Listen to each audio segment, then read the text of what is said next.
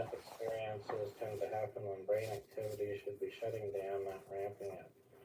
That is significant. Part 3, the emotional tone and aftermath.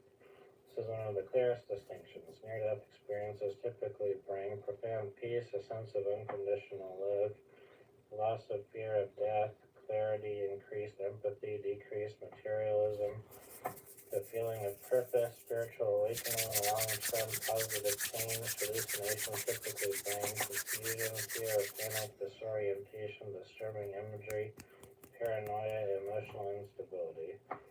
Little or no long-term positive change. Near-death experience survivors often say, "It changed my life forever." Hallucination survivors usually say, "I don't know what that was, but something felt wrong." The impact can reveal the origin. Part 4, the coherence and content. Near-death experiences tend to have a beginning, middle, and end.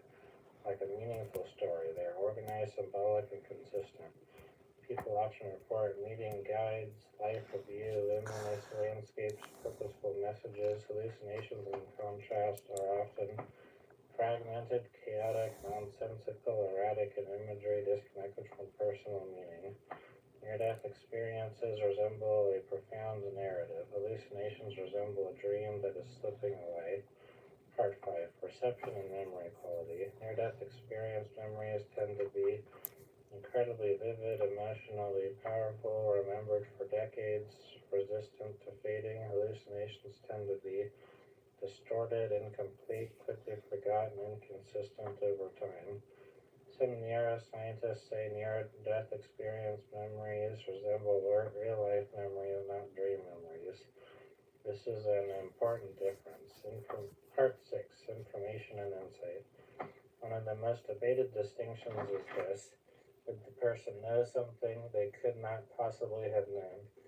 Examples include describing events in the hospital while unconscious, identifying people they never met, recalling exact details of the resuscitation, seeing objects from above their own body.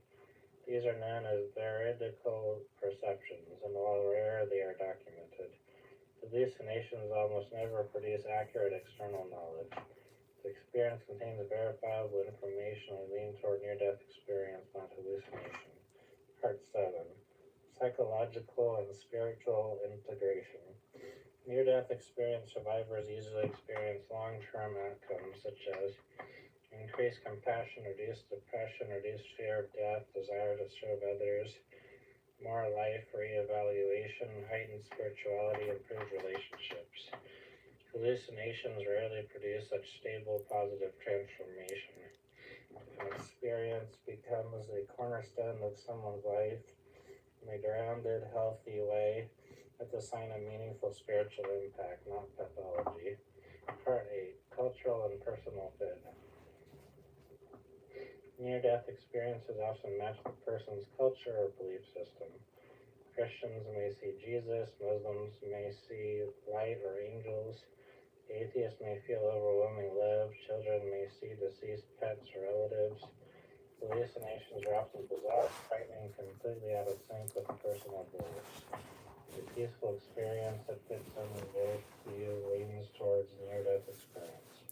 Part 9, the line is thin and it requires compassion. Not every experience fits perfectly into one category. Some have elements of both. Key is not to label someone, but to ask, did it help them grow? Did it give them peace? Did it leave them more connected to others? Did it complement a healthy life? If yes, then regardless of cause, it deserves respect. The experience causes fear, paranoia, or disconnection. It deserves care and support. This isn't about proving or disproving the afterlife. It's about understanding the human experience with compassion. Conclusion: we're seen at the intersection of mystery and medicine. So how do you tell if someone had a true near-death experience or a hallucination? You look at the physical condition, the emotional tone, the organization of the experience, the long-term effects, the consistency with their beliefs, the presence or absence of fear, the memory quality, whether the experience enriches or derails their life, and the presence of verifiable details. In the end, near-death experiences remind us that life is fragile, consciousness is mysterious, And the boundary between this world and whatever lies beyond is very, very thin. Thank you.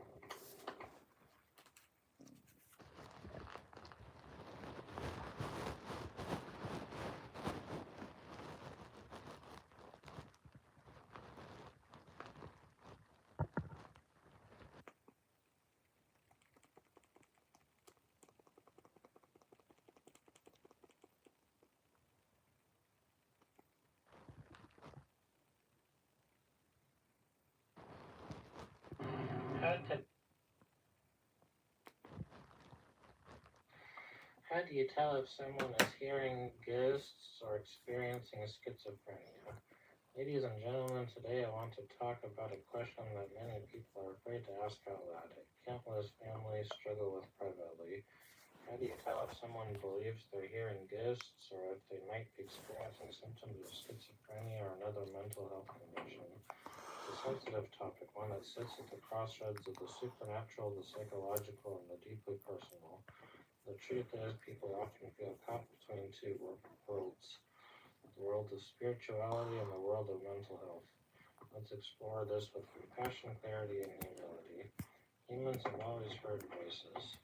For thousands of years, people have reported whispers of empty rooms, footsteps with no source, sensations of being watched, voices during grief, dreams that feel like visitations, spiritual presence during prayer. Many cultures embrace ancestors, spirits, ghosts, angels, or unseen beings as part of everyday reality. So the idea of hearing ghosts is not strange in human history.